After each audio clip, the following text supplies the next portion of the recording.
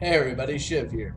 Alright, so today we're going to be looking at the Uwotmate Shaman deck. It's a very fun deck I found from trying it out several times.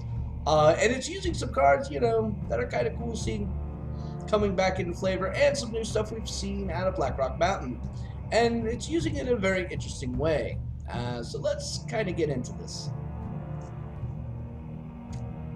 So if you haven't been able to tell by looking at the deck list, it's very Death Rattle centric, alright? And it exploits the hell out of it.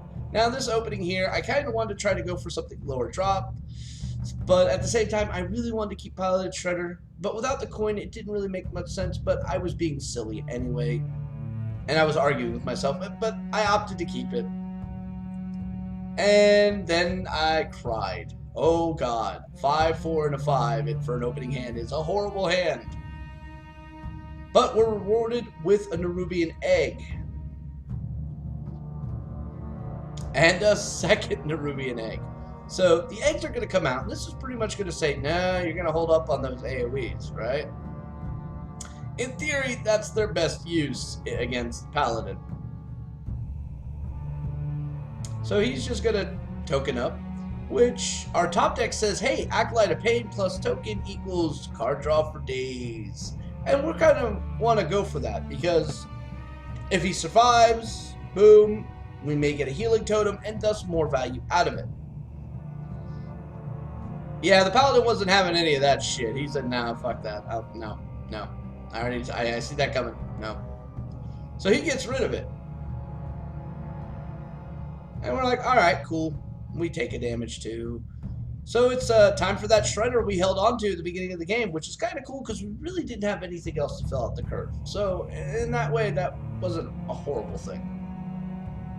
It ended up working out for us.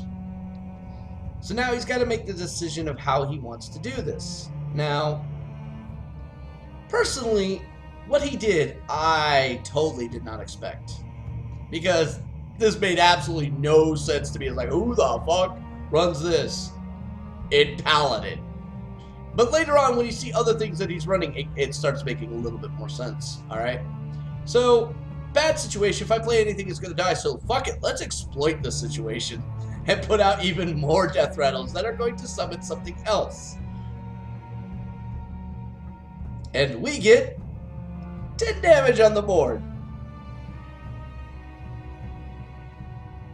I mean, if you're going to exploit something, fucking go full bore. And really, playing out 2 Nerubian eggs at the same time when there's a Doomsayer on the board, that just makes so much sense. Alright, so he kills off one of the Nerubians, and pretty much we're going to have to get rid of Harrison Jones, just because he's a 5/4. So we play the Emperor, go for the reduction. Yeah, we're in a good spot, right? Well, he's on 6 mana. And what are you going to play on 6 mana other than Emperor if you want to counter the Emperor? There's a couple things you could play here. Craptacular-wise, like Loatheb's a good play, not the greatest. But there's another one, especially when you got multiple minions on the board. And that would be, the Golden Sylvanas. Not regular Sylvanas, but the golden one, because, gold makes everything better.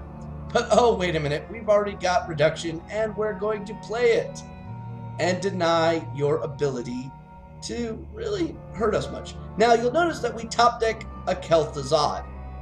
That's going to be really, really, really important. For the same reason Kel'Thuzad can be abused by druids is exactly why it's about to be abused by us.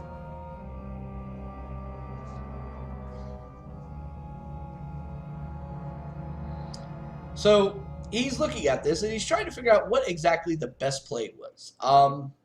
Because he doesn't want to give us any more reduction, because that's just bad. 3 turns of reduction, you might as well just concede at that point. So he goes for the most devastating play to the entire board that he could do, including his own. And he's probably arguing with himself about whether or not he'll get the little slime taunt. Unfortunately, ladies and gentlemen, you do not. She only grabs the things that are still alive, not the stuff that comes back from Death Rattle. And that leaves him with just a token.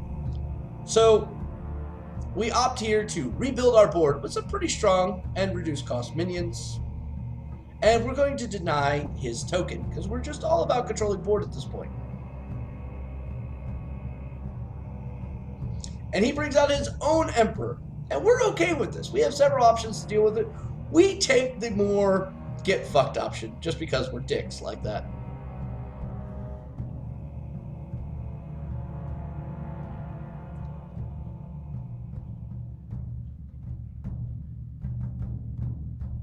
Now, we could have also lost the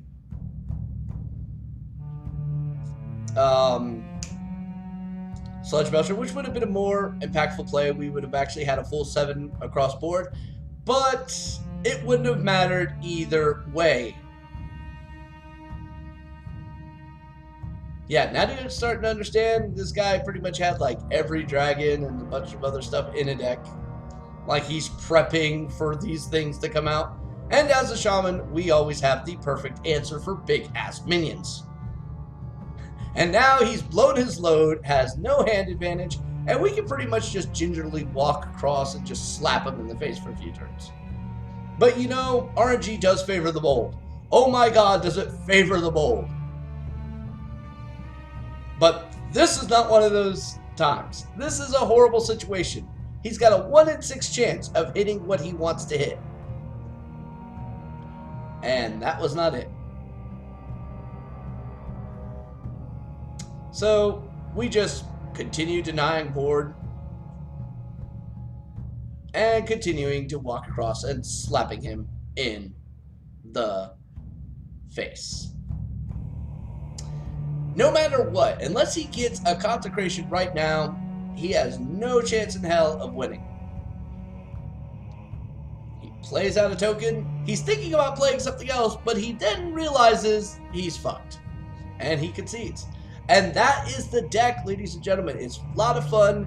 I highly recommend it. The link will be in the description. I highly recommend you go there, read the guide, comment to the guy, tell him how much you like the deck. Also, if you like these videos, like, subscribe, and leave comments down below. Again, may RNGesus bless you. Have yourself a great and wonderful week.